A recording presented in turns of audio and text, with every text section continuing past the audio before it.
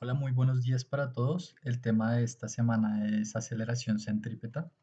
Entonces, la idea de la práctica es analizar un avión que está básicamente desarrollando un movimiento cónico, como un péndulo cónico. Entonces, la idea del avión es que pues da vueltas, ¿sí? Y ya ahí está suspendido de una soga. ¿Listo? Entonces, la idea es analizar este movimiento. Entonces, no hay toma de datos como tal, como continua, como se ha visto en prácticas pasadas que son tablas, sino son unos datos puntuales que hay que tomar, ¿vale? Entonces, para saber qué datos puntuales, pues miremos un poquito la teoría de movimiento, de movimiento circular, ¿no? Entonces, la idea es que si yo en este caso que estoy analizando un avión, lo miro desde arriba, voy a tener una imagen como la que está al costado izquierdo, ¿sí? Básicamente se ve que el avión está desarrollando un movimiento circular y pues básicamente tiene una velocidad y esa velocidad es tangente a la trayectoria, ¿no? Entonces, cuando está por acá, la velocidad va acá, y cuando está por acá, la velocidad apunta hacia allá y así sucesivamente. ¿Listo? Entonces, esa es la velocidad tangencial.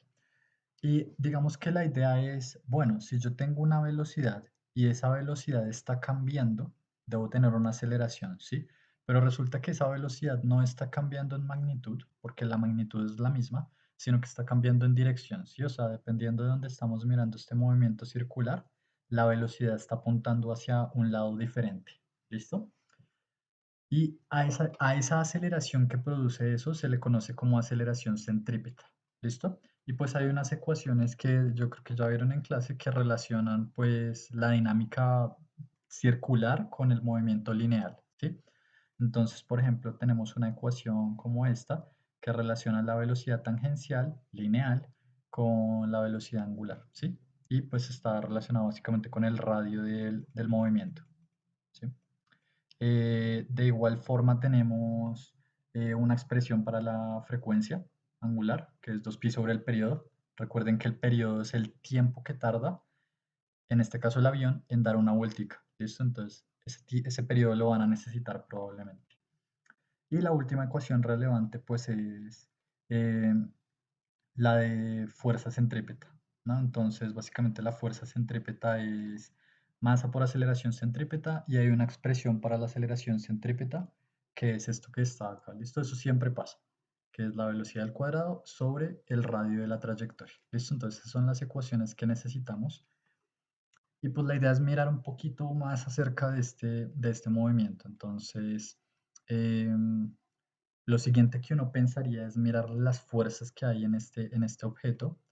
Entonces, no sé si ahora en vez de tomar una vista superior, miramos una vista frontal, lo que tenemos es algo muy parecido a un péndulo, ¿no? O sea, básicamente esto está dando vueltas por acá, ¿sí? Tenemos eso, ¿vale? Pero entonces, miremoslo, digamos que dejémoslo quieto un momentito y le miramos las fuerzas que actúan sobre ese avión. em, Porque también las vamos a necesitar, ¿no? Entonces, si le hacemos un diagrama de cuerpo libre a nuestro avión, las fuerzas que actúan pues son la tensión, porque miren que hay una cuerda que lo está sosteniendo, entonces está la tensión, y también tenemos el peso, ¿listo? Eso por un lado, tenemos la tensión y tenemos el peso, ¿vale? Y pues vamos a hacer lo que hemos hecho como un montón de veces, ¿listo? La descomposición de fuerzas.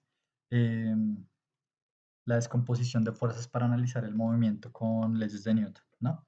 Entonces, pues miremos la sumatoria de fuerzas en Y, ¿listo? Y la sumatoria de fuerzas en Y, pues tenemos, si se fijan, tenemos la componente, o sea, podemos descomponer la tensión en dos partes, en una parte que está apuntando, digamos que radialmente, así, y otra parte que está apuntando en la dirección del eje Y, ¿listo? Entonces las fuerzas en Y simplemente son esa componente que está apuntando hacia arriba, que es T por el coseno del ángulo, menos el peso. ¿Listo? Entonces, menos el peso, ¿vale? Y esta sumatoria de fuerzas en Y, pues como sabemos que en el eje Y no se está moviendo, es igual a la masa por la aceleración, o sea, es igual a cero en este caso. ¿Listo? La sumatoria de fuerzas en Y. Por el otro lado vamos a tener una sumatoria de fuerzas, no en el eje X, sino en la dirección radial. Y digamos que permítame explicarle un poquito por qué no es el eje X. O sea, si usted, por ejemplo, toma el avión en este momento, mire que la tensión va a estar apuntando hacia allá, o sea, la componente de la tensión va a estar apuntando hacia allá, ¿vale? Pero si lo toma en este momento, cuando el avión está acá, la tensión o la componente de la tensión va a estar apuntando hacia allá, ¿listo? Entonces no es que está apuntando hacia el eje X, sino está apuntando en la dirección radial, ¿sí? Está apuntando en la dirección radial. Entonces hacemos la sumatoria de fuerzas en la dirección radial y la fuerza que vemos que está en la dirección radial pues es también una componente de la tensión, ¿sí? Básicamente la tensión por el seno del ángulo, ¿listo?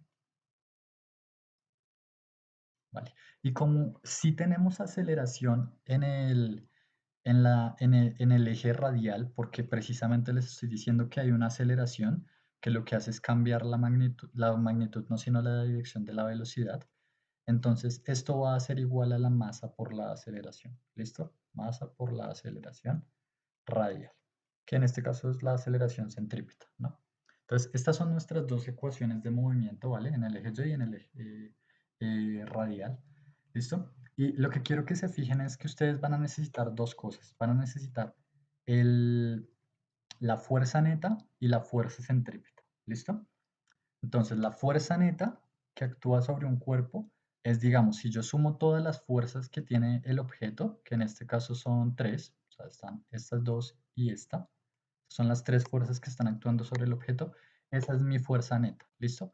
Pero las del eje Y pues se cancelan, ¿no? O sea, la suma de estas dos fuerzas en el eje Y da cero, entonces lo que concluimos es que nuestra fuerza neta en el avión es simplemente T por el seno del ángulo, ¿listo? Entonces, ahora, ¿por qué les dije toda esa carreta?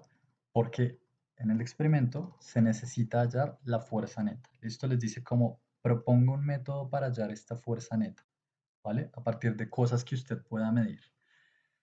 Y digamos que en principio usted ya sabría cómo hacerlo, porque mire que esto depende de la tensión y del ángulo, ¿sí?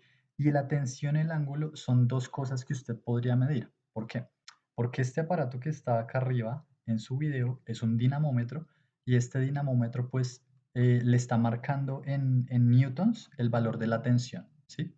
Entonces la tensión ya la tiene, es un número que usted puede determinar fácilmente. Y por el otro lado necesita el ángulo, ¿no? Y el ángulo lo puede hallar fácilmente pues con este transportador. Entonces simplemente habilita la herramienta, coloca el transportador de manera tal que esté en la punta de la cuerda, ¿sí? Y no sé, digamos que pongámoslo por acá para que sea parecido al video. Entonces, en este punto quisiéramos medir el ángulo, que el ángulo pues corresponde a, digamos, si nos fijamos en el dibujito que tenemos acá, como para que hablemos del mismo ángulo, mire que el ángulo del que yo estoy hablando es el que corresponde a la componente Y, ¿sí? O sea, a este ángulo que se está marcando acá, ¿vale? Entonces queremos medir ese ángulo y este compás lo que nos está midiendo es, o sea, básicamente tenemos que medir el ángulo desde la cuerdita hasta el eje Y, ¿listo? Ese es el ángulo que necesitamos, o sea, desde la cuerdita hasta acá, hasta el eje Y. ¿Listo? Entonces con este transportador lo pueden hacer, el ángulo les va a dar algo, y ya con eso en mente usted podría hallar la fuerza neta. ¿Listo? Entonces la primera cosa es hallar esa fuerza neta. ¿Vale?